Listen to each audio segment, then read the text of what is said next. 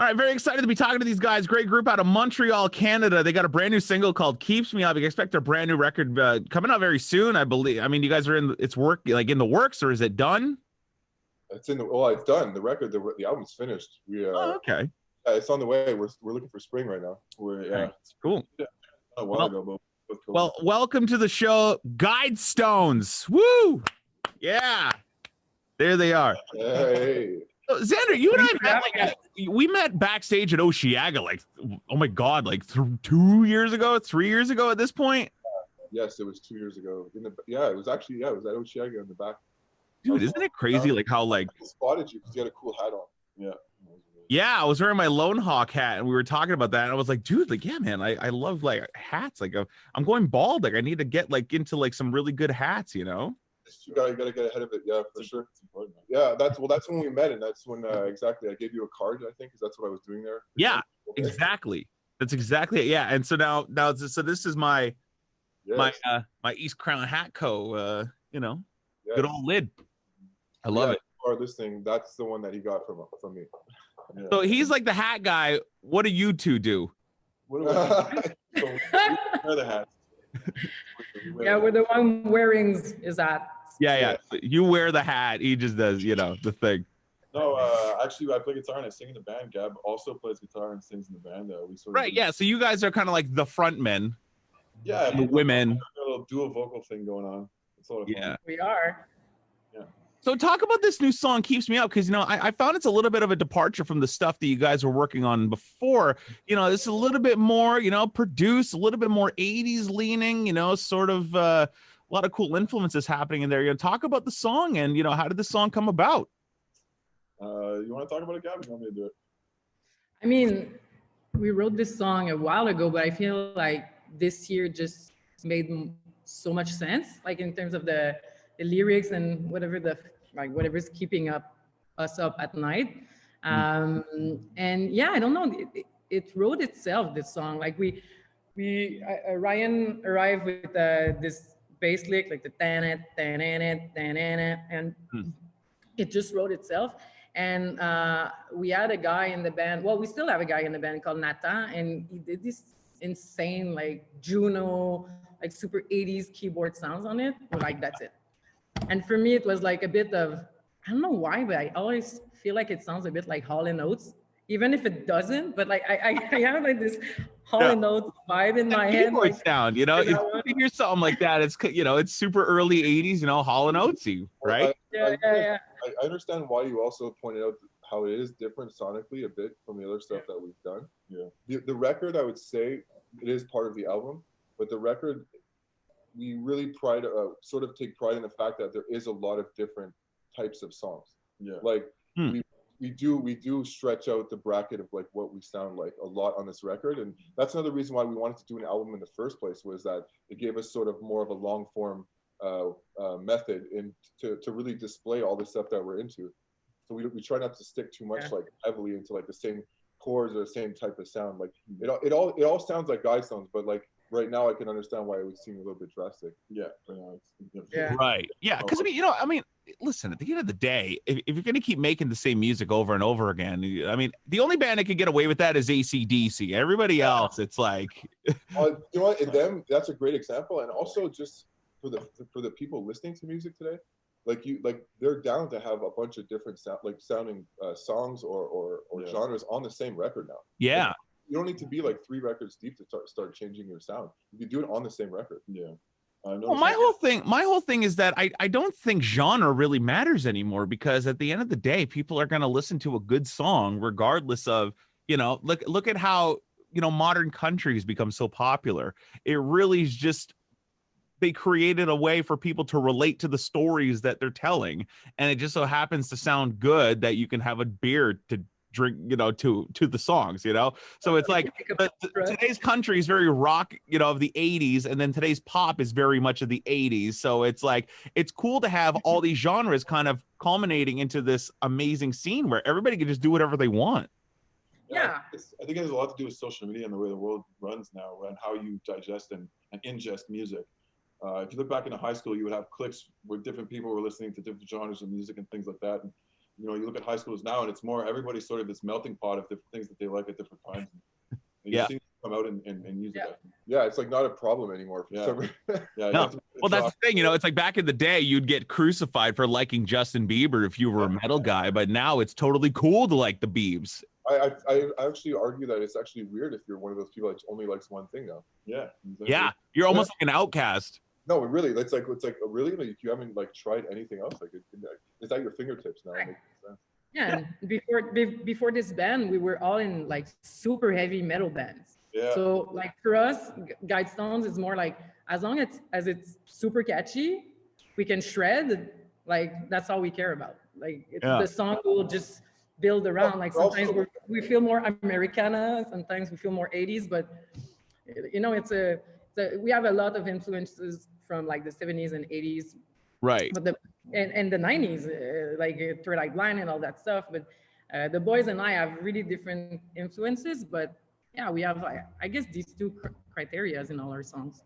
So talk about the history of the band a little bit, because you said something interesting there. You were all sort of in, you know, different, you know, heavier bands. You know, how did you guys come together to create this group?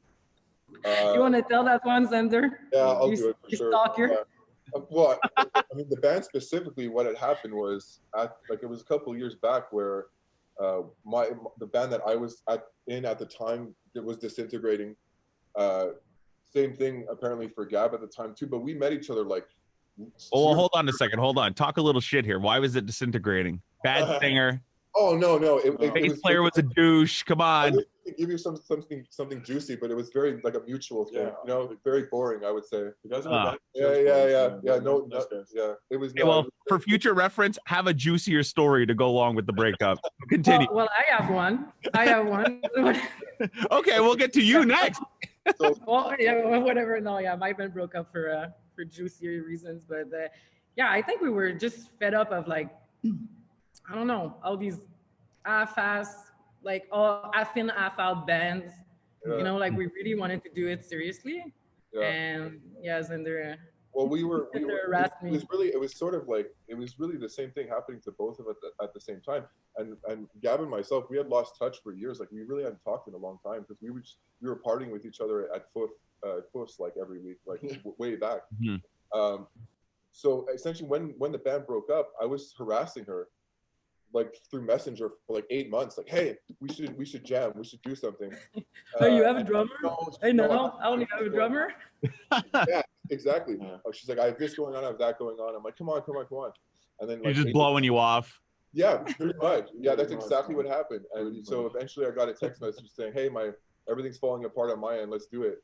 You know, and so now we're sort of all finding in this band what we weren't doing with the really heavy bands, which was we were so sick of the sort of restraints and the box that heavy music, especially metal music, puts you into. In terms of what kind of heavy music, what kind of like stuff were you guys playing? Was it like Cookie Monster vocals, or was it like I would say metalcore. Yeah, I was okay. Vocals and screaming. Yeah, the breakdowns and you know, the really up tempo stuff. Right. Like you doing like the blast beats and stuff, or like? I never went to the blast beats. Gab's band did. Gab's band was a lot more metal than what we. My band was really technical, like all over the place. Yeah, really technical, but really catchy at the same time, but in a weird catchy way. Yeah. I don't know how to describe it. It was really, really heavy, but really. Well, what happened with your band? Why did they break up? Oh, okay. Well, so that band broke up because everybody became an adult. That's not the juicy one, but like we broke up, and the day after we got all our merch and all our bus and everything stolen. Oh, and the guitar player like kind of not rage quit, but like, I'm done with this. And he was the one with the insurances on the bus, and he's like, no more insurance. Ooh. So we just lost everything. So we did 2 like farewell shows and reimbursed everything with that, and then that was it. But after that, I tried to start other bands with like one of the band member from that band, and that was not a good idea. Didn't work out. Yeah, sometimes when you go to divorce somebody, it's probably best to just divorce them. Yeah. Probably best not to keep banging. Stick around 5 years and then end violently. Yeah. So, I mean, luckily though, we've been in this band for a couple of years now, and we've all sort of like been really thankful to have found a chemistry that we're all very aware of. It's very hard to find in terms of when you try to get a bunch of people in the same room to put something together. And also just the friendships too. Like, you know what I mean? Like, this is sort of like the way that we thought it could be. We've all sort of found that with this band, so we're very happy about that. Yeah. Do you guys have that type of relationship where it's like, you know, should be like, Ryan, you know, this is kind of shit. Like, yeah. Oh yeah. Oh yeah. I get that all the time. Yeah. No, there's no room for that. And if you're trying to make it in any creative project, whether it's music or anything else, and you're looking at that sort of environment, just so you're either going to take 3 years to get something done, or you're not going to get it done at all. So. Well, I think that's kind of the great thing about collaboration, right? You know, it's good to have somebody there as quality control in a sense, because they can actually tell you, oh, this is great. Ah, this is shit, man. You know, oh, maybe we should rewrite this, or, you know, but if you're going at it alone, there's nobody actually really there to tell you, you know, boost your ego or just bring you right down. So. Yeah. Well, I mean, that lends to the point that it's always important to keep people around you that are going to be honest in that way with you. Yeah. For us, we're twins, so like the brotherly thing definitely plays a factor in what we feel like we could say to each other. Right. It's a little different for us. It gets brotherly. Yeah, we go from 10 to 0 to 5. Like, oh yeah, you should see that. It's impressive. Ryan, do you ever just like throw him through his drum kit like in a rage? Honestly, we've never come to physical like blows, but we've gotten pretty heated arguments. But it's, you know, it's funny talking about siblings being in bands. You know, you look at Eddie and Alex Van Halen. Apparently, they used to have legendary fights, like backstage or like in the studio. Like it would come to blows, and they would just be beating the shit out of each other, and like. I can see why being in Van Halen could put you there. Yeah, those other pressures that come. Yeah, that doesn't. It's like if I was there with him, I don't doubt it. That it would be the same thing. Yeah. Talk to me about being in a band in 2021. You know, last year it was an unprecedented year. You know, through these unprecedented times, we need to come together. It sounds like an ad. There it is. You know, talk about being a band in 2020, 2021, where, you know, you're really trying to, you know, you're an independent artist. You're trying to get your name out there, trying to get some promotion, trying to become rock stars and, you know, make this into something greater than it is. And then a global pandemic hits and it just sort of puts all your plans on hold. You know, how does that affect you guys as a band and, you know, as a business model? Because you couldn't go out on the road. You couldn't do any gigs. You couldn't really do any promotion aside from, you know, digital stuff or, you know, going to radio stations or, you know, going to clubs and, you know, getting the music out there. You know, talk to me about being an independent band in this unprecedented time and trying to get the word out there. Yeah, we were really on our way there. Like we were a week away from playing South by, like on the huge stage. That was for us, like we were going to release the Southwest of Texas. Yeah, South by Southwest. I've heard of it actually. It's like a big thing, right? That's amazing. Yeah, you heard about it? I've heard something about it, you know. Yeah. So that was a really big bummer for us. And we were gonna release the record and everything. So on one side it really sucked, but on the other side, I think it was a year for us to really get like business minded. Like we're all business people. Like I have my company, Zander has, Ryan also works for a giant company. So we have that business mindset, but this year it was more like, what do we need to do that will have the most impact on our musical career? So we decided that we were gonna do everything ourselves, like video clips, like we're building a studio right now. So that was a big turnaround for us. Instead of spending money, we're gonna like start making money.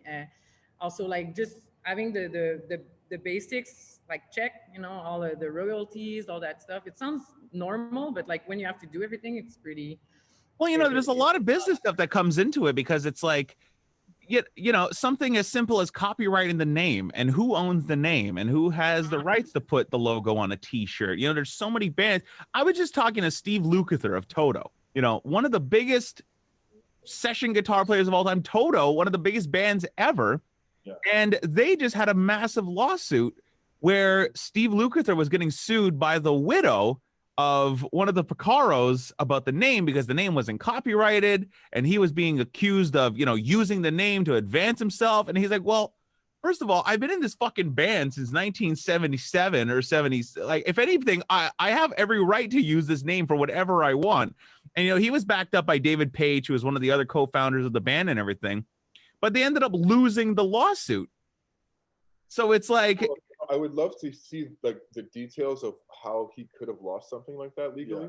Yeah, like, it's been there since day one, and to yeah, say he's using that to make his name, I'm pretty sure it was the opposite for a while. So it's like, yeah. I don't know. So now they have to kind of like pay a fee or like a royalty to, the widow and like the other past members of the band, dead or not.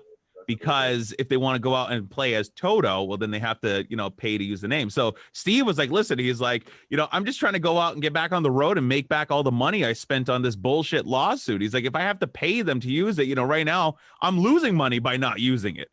So, it's when it comes to business stuff like that in the music biz, it's so easy to just, have shit, hit the fan. Yeah. It's easy for sure. And that's why, like, even at the point that we're at, we're like, I'm not going to talk about Toto status, obviously, but the point that we're at, we've all made it a big point. No, talk about all of it. Let's hear everything. To have these conversations now about stuff exactly like you just mentioned, like it's the smartest thing to do is again, I guess to lend to Gab's point again, is sort of to tie up everything and tighten up everything for when this pandemic and for when these times do start changing. And we do go back, because that would be the biggest tragedy ever for any band or artist at this point, is that if you haven't used the pandemic to fix all the stuff that you can with the free time, and then you get to the end of it and you're not ready for that, then I mean that's really on you. Yeah, that's right. Yeah. You should be using that's a huge point, man. It's like, this a lot of people thought, oh yeah, I'm just gonna sit at home and bitch and I can't tour and everything. Well, why don't you take care of your housekeeping and figure out what's going on in your business model? And music here is like your life right now. You have a lot of opportunities right now. The pandemic is giving you opportunities and maybe time you didn't have before. Yeah. And don't use that wisely. When you come out of this and you're not better for it, then it says a lot about you. Yeah, luckily for us too, we weren't one of those bands that we had this like massive tour schedule already pre-planned. Yeah.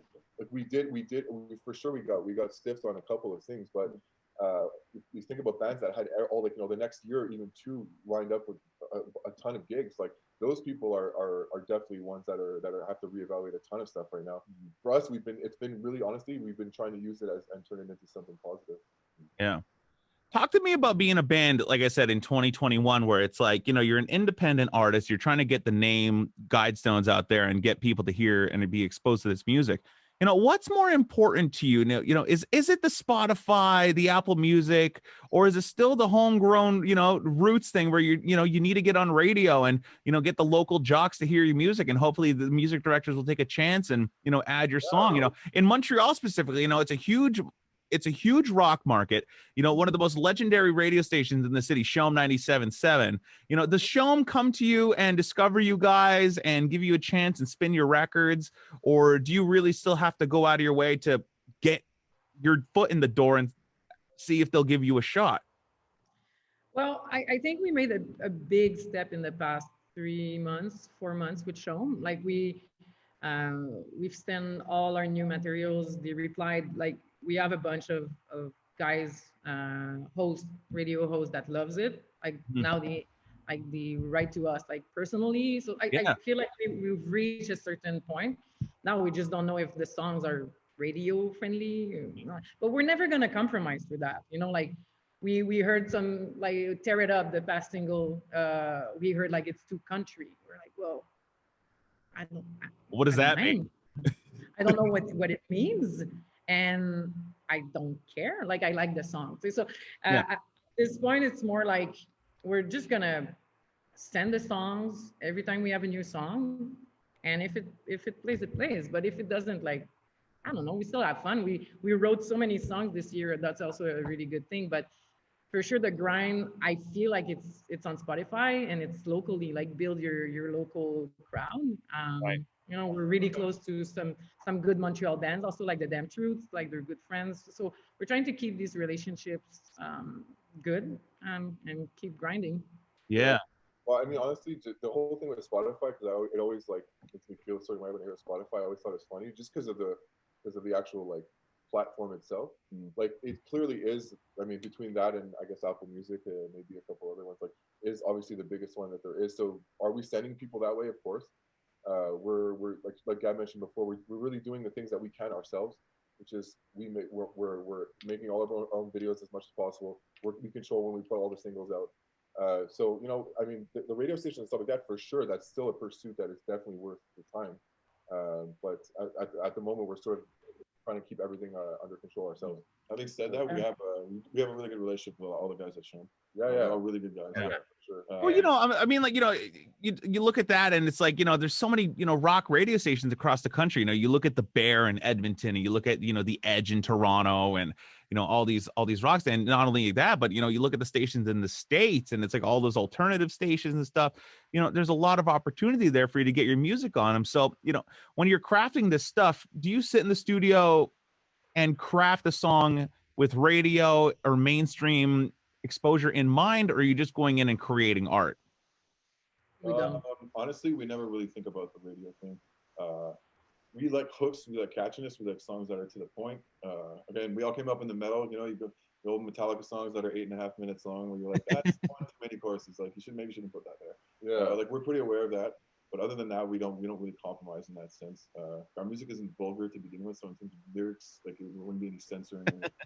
Also, like when we do write music, like we're basing ourselves on all that classic stuff that we grew up listening to, whether it's Bryan Adams or any Bon Jovi. Yeah, Bon Jovi. You know, all the dad jams that we had to listen to. Exactly. The dad jams. Well, but no, but really, like those songs, like I'm saying, we don't think about radio per se, but we are basing ourselves on stuff that was like the best radio music ever. Yeah, it's subliminally, you know, influencing you.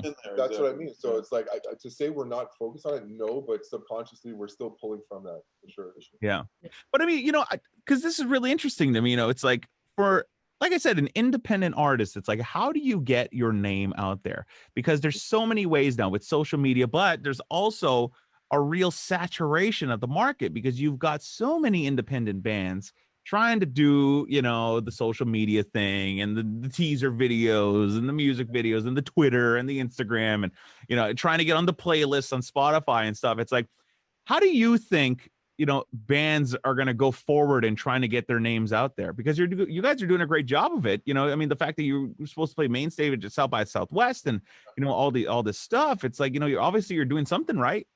Well, you know, what always comes into question though with that is the effort part of it is one thing, but also it's also finding where your market is for your sound.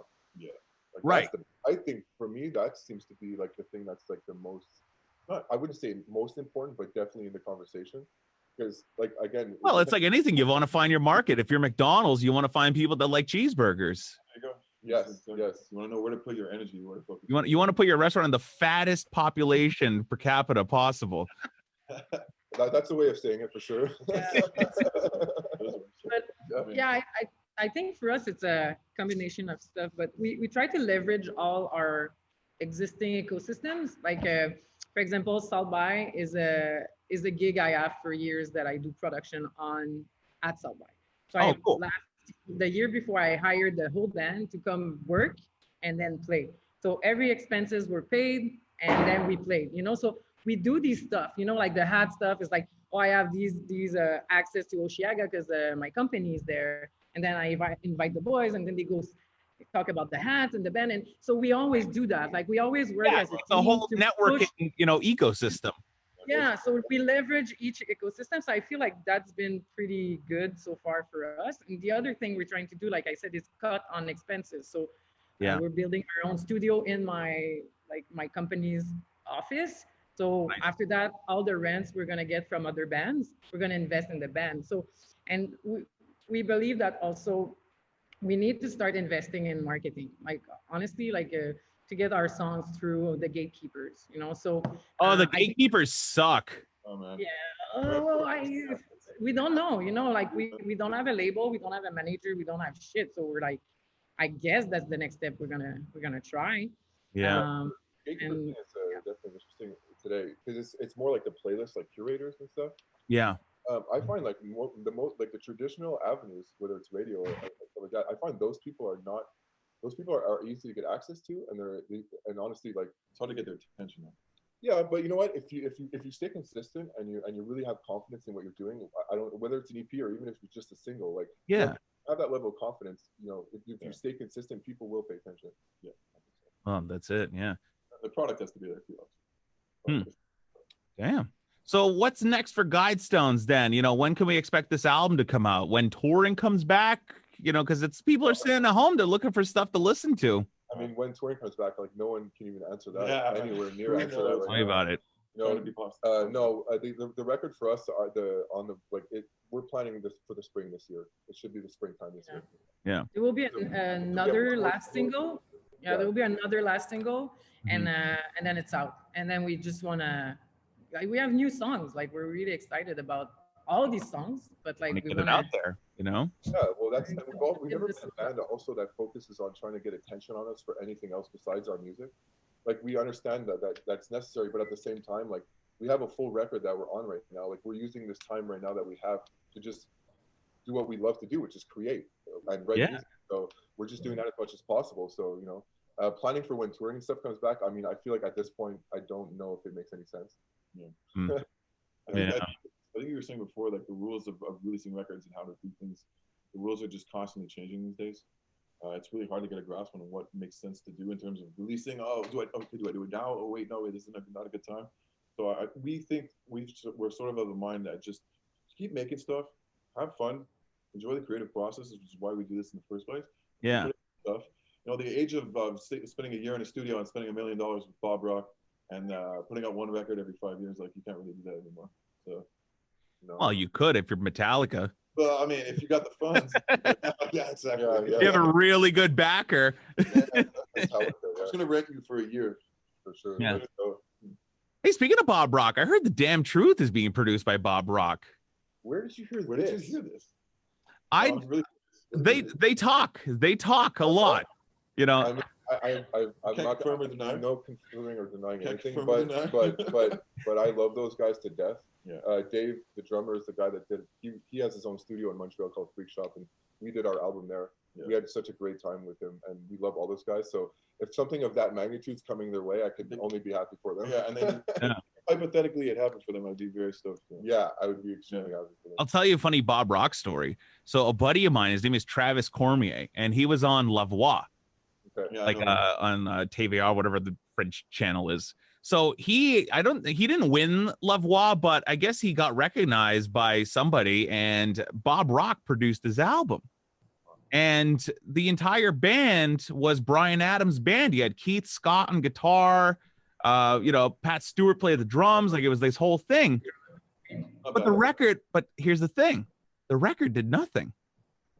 But does it sound good? You know what it is? Oh, it sounds incredible. It sounds amazing. Yeah. But this is the thing, though. It's like, if you don't have the right marketing machine behind you, and, you know, the songs, I mean, I thought the songs were there, but they were too rock for country radio, allegedly. They were too country for rock radio. So it's like, we talk about those stereotypes of, it's 2021. Nobody really thinks about genre anymore. But you still have this old school medieval mentality of certain programmers and certain, people in the industry that it's either one or the other, and they're afraid to take a chance, So, like I said, at the end of the day, regardless of who's, it could be Mutt Lange or Bob Rock producing your record. If the song isn't good, you're not going to get exposure, No. And I like the fact that you guys are really focusing and honing your craft and creating great songs. And, I think the world's going to respond to this stuff. I mean, this new one keeps me up. It's fantastic. I appreciate it. Thank you so much. I mean, what's the point of doing this now if you're just going to be doing something that's hollow, either lyrically or musically, where you're not? Yeah, Because I'm not going to discover some new chord on the guitar that's never been found before. But in terms of just the approach and keeping it fresh, I think that's what people are after. And to your point with Travis Cormier, I mean, it's not just having good songs now. There's people in their basement that have probably written the next White album, but you might not ever hear it, or hear it in the right context where you're receptive to it. That's the challenge. You can have an amazing album, but somebody hears, it's that guy from La Voix. I don't like La Voix. Automatically, he gets blackballed, even if it's good music. Racists. Yeah. Well, no, but it is good. Like, people are so sensitive to when they run into this into your music. Yeah. Exactly. Yeah. Are they listening to Keeps Me Up when they're driving home from work late at night, or are they listening to it when they just got into their car in the morning, they're freezing? Yeah. Like it does affect like that kind of thing. So yeah, I mean, to have Bob Rock, I guess is not enough anymore. That's it. You know. Well, you guys have said it all. This is great. Well, check out the new single "Keeps Me Up" is now available on all streaming services. You know, these guys are just awesome. And listen, they're not trying to give up their day jobs to become, you know, rock stars. It's a real passion and a hobby for these guys. So, you know, it's good. Or to be honest, they kind of do want to give up their day job and become rock stars. So, well, I'm gonna ride this to wherever it ends up. That's for sure. Ride the wave, man. Ride the wave. That's all we can do right now. That's it. Hey, speaking of the pandemic and stuff, how have your normal day jobs been affected by the pandemic? Because you were saying that, you know, you work in production and on all that stuff. You know, what exactly do you do? So I have my company. It's called Lucky Go, and we do smart lockers. So we are the company that provides all the lockers for. I think I used those at Osheaga. Amazing. That's amazing. Well, that's us. Ryan worked for the company for years, and yeah, so well, no more events, so we had to pivot. So now we're really successful in our new markets. We manage parcels, so we put lockers in buildings and stuff. So it's been a pretty intense year, but no, we're good now. It's crazy how, you know, every industry is just sort of adapting to try and stay afloat. You know, it's like it's amazing, you know, to go from being a locker company to now, you know, doing parcels and stuff. It's you got to evolve and adapt, right? Yeah. Well, no choice. Yeah. Well, speaking of what we've been like, how it's affected us, I have to say overall that from my immediate circle around me and the people around me, like I feel like we've been extremely fortunate in a lot of ways too. Which I definitely remind myself about a lot. For me personally, I mean, it was again to speak about how much of an opportunity this pandemic really was. Is that I left the job that I was doing at the beginning of this of when it started because of essentially it disintegrating due to, you know, not being able to go in public. All the shit. There's no job to do. Right, but it now, like, because of that, it's allowed me essentially to go full time into the music and to the hats that I'm doing with East Crown. So, you know, it's really honestly, up to this point, it's been a blessing in a lot of ways. And I don't want to denigrate, you know, how the severity of it, but for me personally, I have to say positive things. Yeah, like I was saying, her lockers, their pivot, they came from advanced centers doing this hat thing. We're all very minded that we try and find paths that sort of cross into music and are sort of very complementary to it. Right. Keep us close to it, allow us to stay near it when we can, while working and making a living and paying our bills. You know? Well, that's it. You know, whether it's the locker thing, obviously at concerts and stuff, you got the hats, you know, people wear hats, you know, it's like. Well, I also, the thing is too, is that, you know, I always wanted to be a tattoo artist. I'm terrible at drawing, so it was not going to happen. So for the hat thing specifically, I kind of, the way I look at it is a little bit like that, where I'm out at shows, I could be pushing those two things at the same time. They go great together. Like I met you because of the hats, but now we're you know, and here we are. Yeah, we're practically dating. So yeah, man. It's going well. Talk about the hats really quickly, though. It's like, you know, where did you get the idea to make these hats and, you know, really want to make it into a business? Because, you know, it's great quality, you know, it's like, and there's a lot of hat guys out there, you know. I mean, I'm pretty sure the guy that created hats is long dead at this point. So it's like, you know, you can't really reinvent the wheel. No, the hat thing is an interesting question. Well, I mean, how that started was I was just someone that liked hats. Like I just liked what I was looking for, something specific. Yeah. I couldn't find what I wanted unless I went into the custom design, which is going to cost a fortune.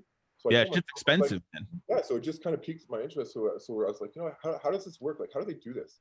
And I just slowly started researching how they did it. I mean, there's a long history of it, you know, hat making, clearly hundreds of years of it. And the techniques to do it haven't changed in like 150 years, you know. So that was something also that interested me, something handmade, something, you know, of quality of a different time. So once I started looking into it, my partner Katrina and myself, like, we started doing it together, and we never intended it for it, you know, to start making money or per se, or to start selling them in that way.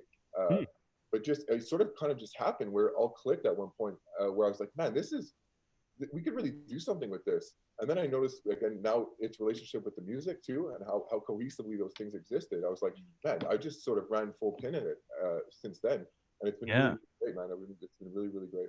Well, that's great, man. You know, and you can tell there's a lot of passion that goes into these hats because, you know, I'm wearing one right now and it's like, you know, the craftsmanship that's put into it and, you know, the quality. It's like, you know, you and I were texting back and forth through the whole process of it. And I was saying, you know, I want it to look like this. I want it to feel like this. I want it to fit like this. And, you know, you really went out of your way to make sure I had the best quality, you know, bespoke hat that I could possibly get. And it's comparable to, you know, a $900 hat I have sitting upstairs from, you know, another designer in the States. And it's like, you know, you incorporate your own kind of vibe and your own, you know, techniques. Yeah, well, you see what I mean? Like this, exactly what you just said, how similar it is to tattooing, you know, like the back and forth and the sort of, the person who's approaching me or that we're going to make a hat for, they're putting trust in us.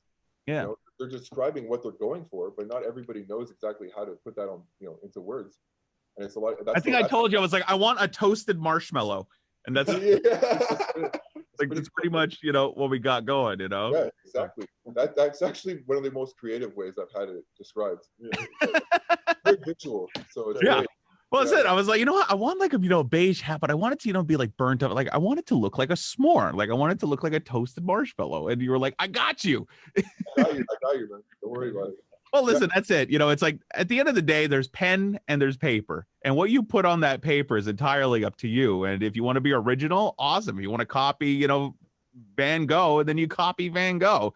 But at the end of the day, everybody's personality is injected into it, just like music. Exactly. You know? That's exactly it, man. That's why you can go to any different person making a hat and ask for the same request. You're going to get a different hat.